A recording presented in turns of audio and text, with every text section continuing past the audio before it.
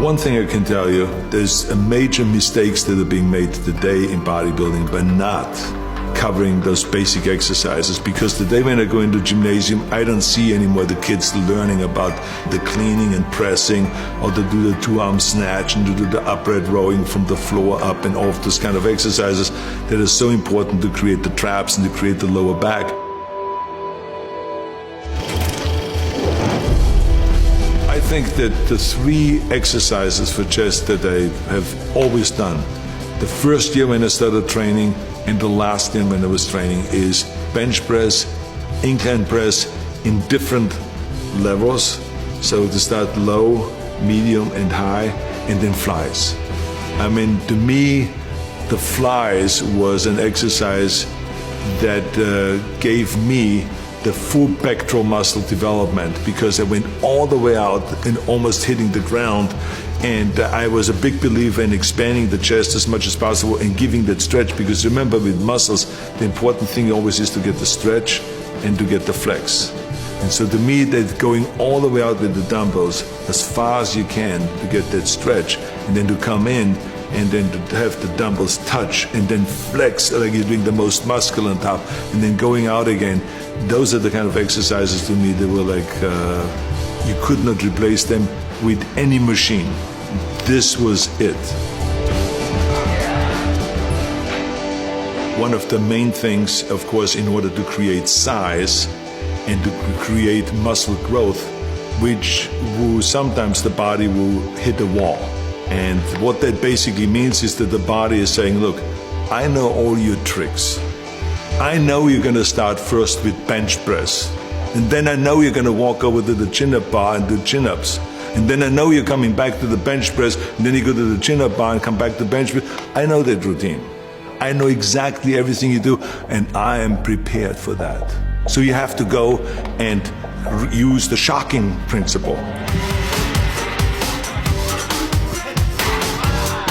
The body, and if this chest knows that I'm going to start with 135 and then I go to 225 and do 275, I'm going to go and start now with 315.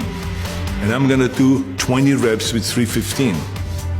And then I'm going to go and have the guys pull off plates.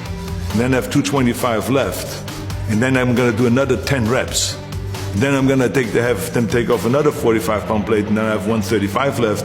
And then I'm going to go to do another 10 reps. Or maybe if I can, do 15 or 20 reps. And let's see if the pectoral muscle is used to that.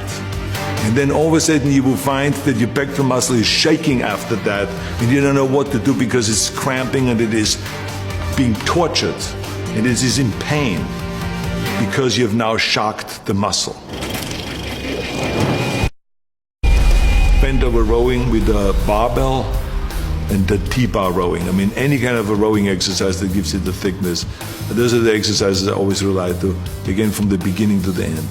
There's a lot of bodybuilders that have a kind of a deficiency when it comes to the lower back and to the striation of the lower back, which you only get from stiff-legged deadlift and from regular deadlift and from bent over rowing and all the stuff without supporting your chest. You got to let your body free and let the lower back hold you up while you're doing the bent over rowing. And we did like off the bench, balancing on the bench up to 315 pounds bent over rowing, because that's what gave you then that strength in the back and gave you the thickness of the back. Because remember, when you train the back, you need the width and you need the thickness. But you need the thickness on the lower part of the back, you need the thickness on the top of the back and the outer back and then the center back. So you got to train and find exercises for all of those different things.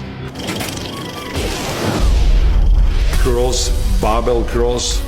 I was up doing reps with 275 in the barbell curl.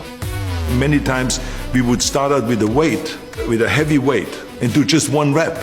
Then have them pull off plates on the curl, but just enough that they can now do 2 reps. Then pull off plates and do 3 reps, then pull off more plates and do 4 reps after that. And so this is how I would go up until, without ever putting the bar down, to really let the bicep know, you don't know what's coming. You're not going to get used to my training method. I'm going to have all kinds of tricks up my sleeve. But I mean, it was absolutely essential to do the barbell curl to create the thickness of the bicep, to do the dumbbell curl on an incline bench, and to do the concentration curl. because the concentration curl isolated the biceps with heavy weights, not with light weight, but with heavy weight, but to isolate it and to really concentrate and to create that peak on the outside of the bicep that you need when you do your back shots.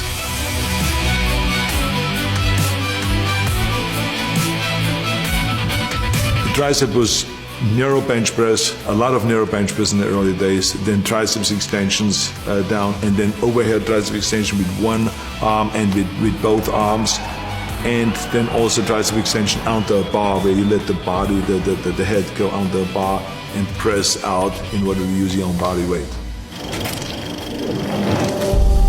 Shoulders, dumbbell presses, barbell presses in the front and in the back.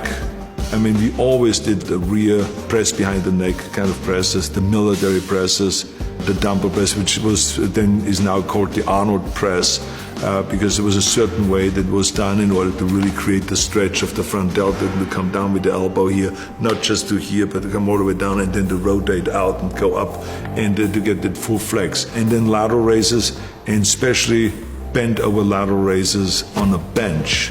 That is a 45-degree bench. This is a specialty that I've learned at Vince Gironda's gym.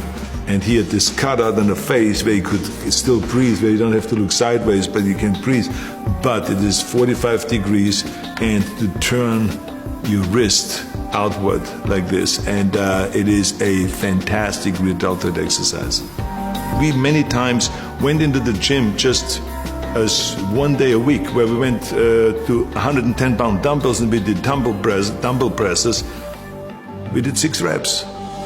That's all I could do, 6 reps. So we picked up the 100 and did another 6 reps.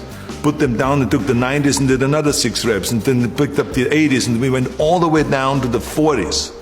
And barely could do 6 reps then with the 40s. But I can tell you that I did not know where to put my arm, because my deltoids were screaming. They were in pain. Why? Because I shocked the muscle. Squats is, I think, the most important exercise to create thighs, big thighs. Squats, rear squats, front squats, leg extensions, lunges, stiff-legged deadlifts, or good morning exercise with stiff legs, and a lot of leg curls. Then we sometimes, in order to shock the body and the muscle, we would switch from squats to leg press, to just load up the leg press machine and do a lot of leg press and stuff like that. There will be regular ab training that we did for abs, which is just leg raises with straight legs, leg raises with bent knees, sit-ups, Roman chair sit-ups, which gives you the 500 reps, which was an absolute necessity and we all believed in, and then crunches. Everything fits together now, and all I have to do now is get my posing routine down more perfect, which is almost impossible to do, you know. It's perfect already. Oh yeah, it's down to a point. Wait when you see it.